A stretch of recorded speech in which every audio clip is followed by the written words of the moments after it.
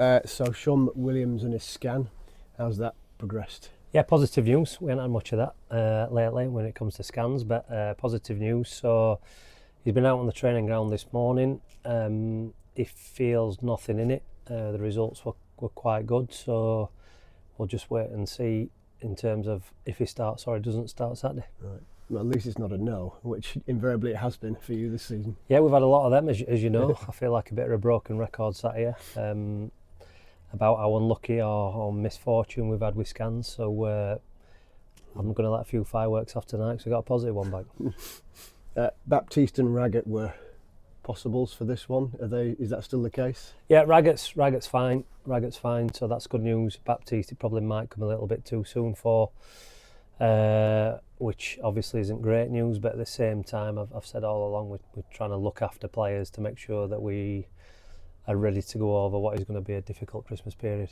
Yeah, and Tom Holmes obviously is back and played. Presumably he came through that football okay. Yeah, fantastic. I thought he did really well when he come on.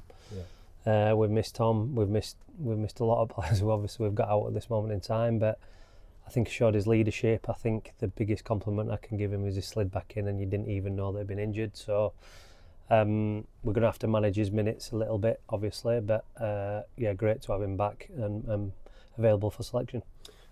Is everybody else okay post Reading? Jordan Hugo again, just monitoring ankle, that, his ankle, so again he'll be touch and go. He's given me everything he's possibly got. I know he's desperate to be out there again Saturday, and obviously with how light we are with strikers, we obviously need Jordan, so we have alternative options, but fundamentally you want people in the right positions, and it'd be great if we could have Jordan back Saturday. You've put together quite a healthy run, sequence of results. I wonder what that has helped form bonds within the players that are able to play or are having to play, but playing a lot. Yeah, I just feel like everything's improved, individually, collectively, unit stuff, messages that we've had. I think people probably remember our time, last time we were here, we generally have always kind of started off a bit slow, and as the season progressed, picked speed up. I think we always do a lot of hard work pre-season. We've monitored a lot more as loadings. We aren't going too scientific, so we're trying to manage things differently. I've obviously changed the schedule a little bit, so I think that's reinvigorated everybody a little bit. But look, winning games of football, drawing games of football, being competitive in games of football breeds confidence, and I think that the lads can feel that, they can see that. It's pleasing from my point of view, but also the staff's point of view, that the hard work that we're trying to put in every day is paying off. But we're not there yet, and I keep saying that to the lads. We keep working as damned hardest to make sure that every game we play, that we're competitive, that lads know, as I've said all along, what it means to wear this badge.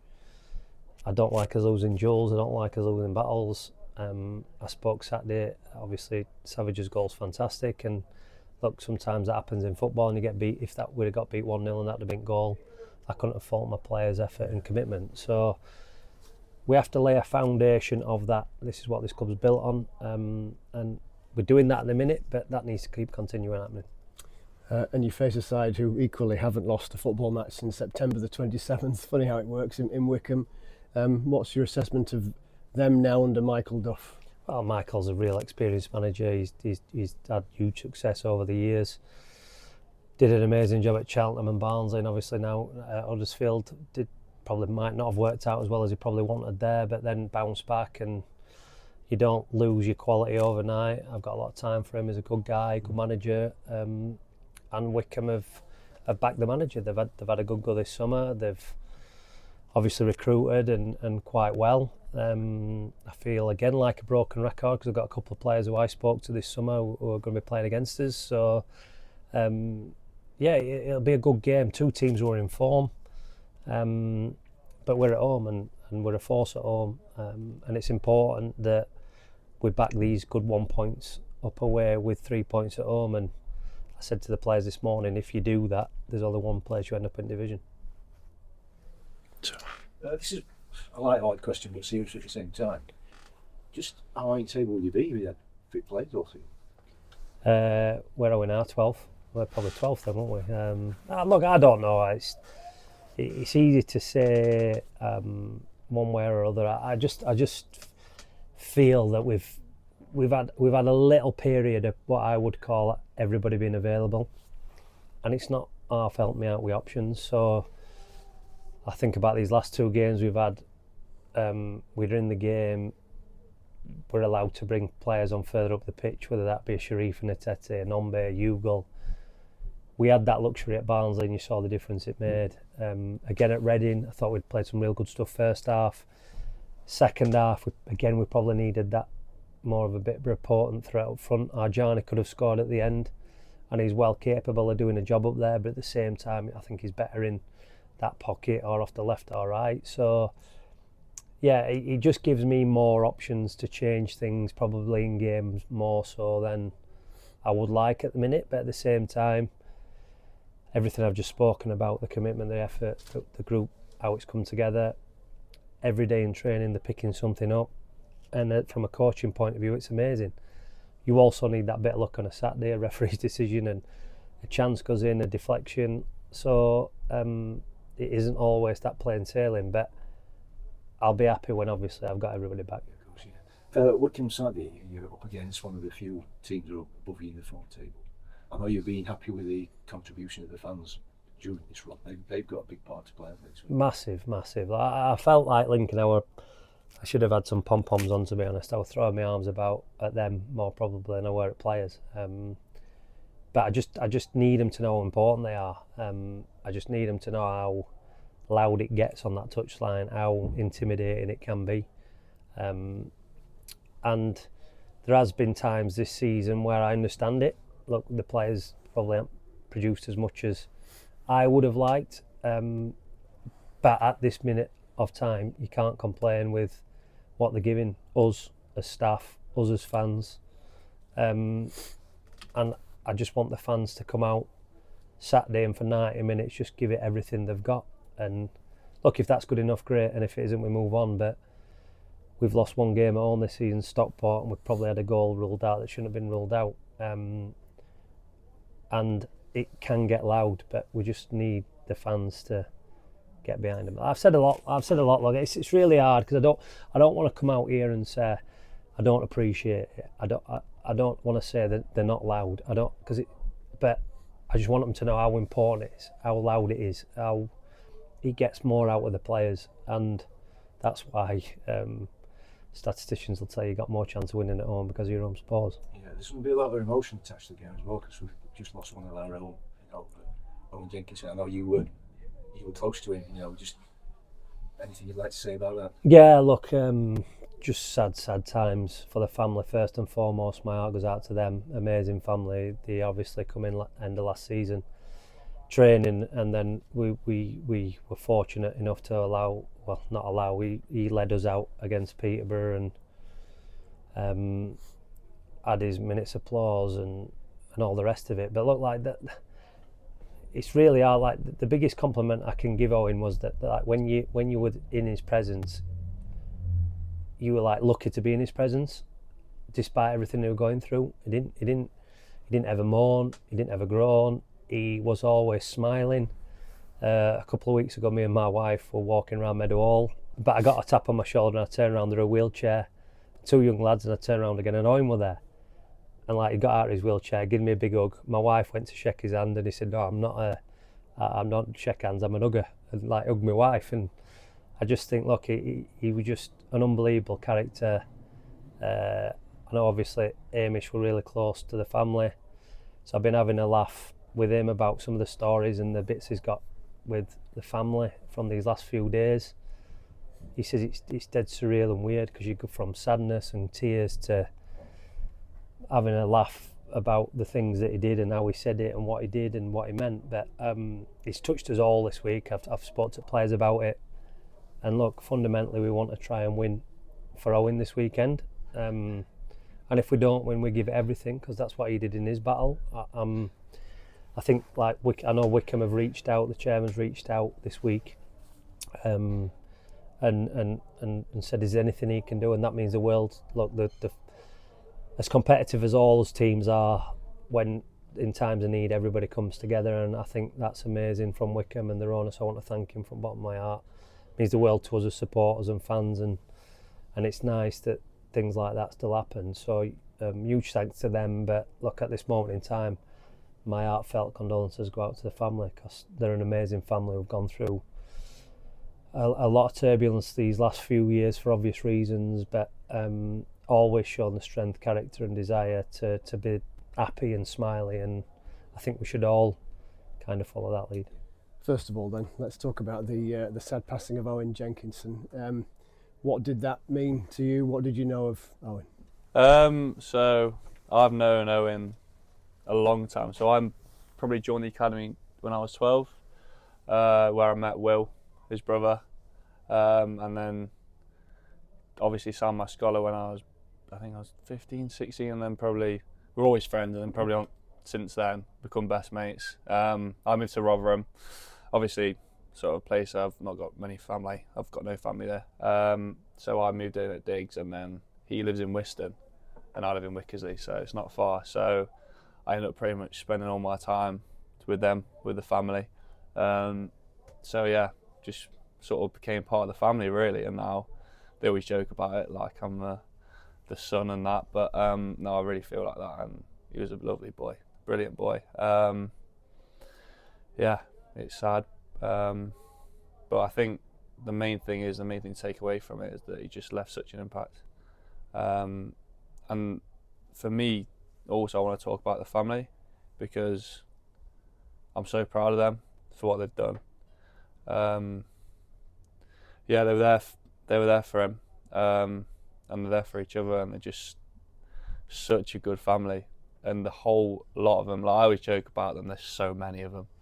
Like I went yesterday for one of the uncles' birthdays, and there's just so many children and of so many ages just everywhere, and it's just like, it's amazing to see. Like I don't come from a massive family, but I thought I come from a big family, but no, the family's a different level, and they all know each other, and they all love each other so much, and they're just there for each other.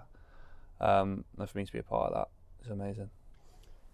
Just for fans that maybe don't know, when Owen was dealing with the ravages of cancer, Yeah. how did he deal with that?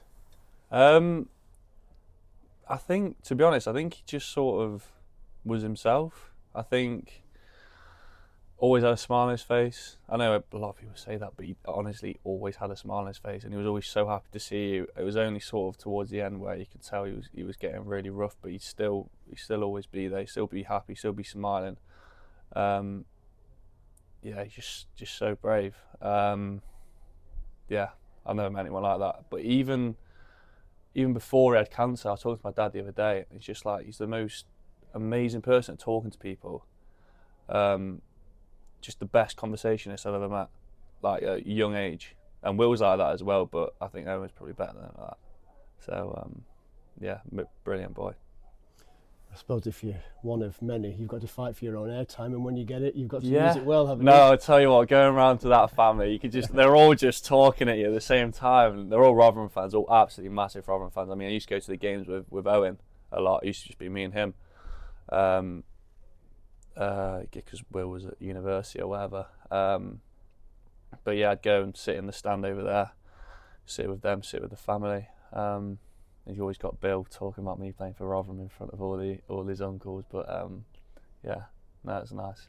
So Saturday against Wycombe is going to be quite an emotional day for you and a lot of other people that knew him. Yeah, it will. I mean, as I say, he was such a big presence in Rotherham. I think I feel as though the whole of Rotherham sort of know him. And obviously the club putting out that article the other day, the family loved that. That was a brilliant bit of writing from Toddy. But yeah, he has such an impact. I think it'll be an emotional one. But yeah, get the 3 points. Let's bring it on to football matters now. Yeah. Well, what's it been like for you for the last couple of months, getting into the team, staying in the team, and playing well within the team? Yeah, it's been a bit of a roller coaster, but I suppose that's been my last sort of couple of years really. I think just sort of navigating that and just staying consistent with working hard, which is what I've tried to do throughout. I think just sort of trying to keep them consistencies no matter what is the most important for me. Like, I was definitely not part of the team. It was probably talking me going out on loan and whatnot. But I think just trying to train as well as I could, do my stuff in the gym, whatever. And then obviously them 2 injuries happened and I'm thrown in, and then just tried to deal with it as best as I could, really.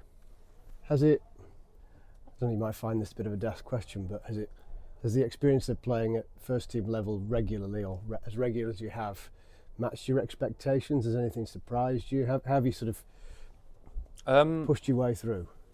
I think, to be honest, there's been a lot of help, to be honest. I think Rafs, JMO, Dorse behind me, Gore and Kean in front, they definitely help a lot. I think there's just been a lot of lads that have helped me settle in. But yeah, I suppose